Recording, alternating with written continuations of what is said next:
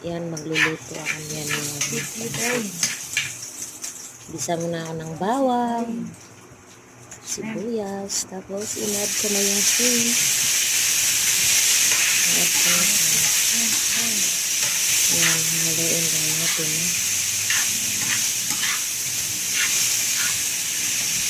Ibisa muna natin yung fish.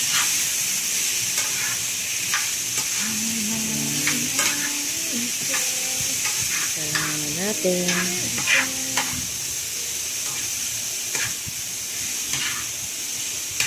Halo-haloin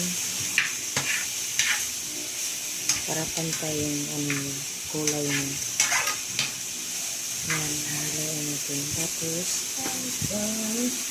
ilagyan natin ng paminta.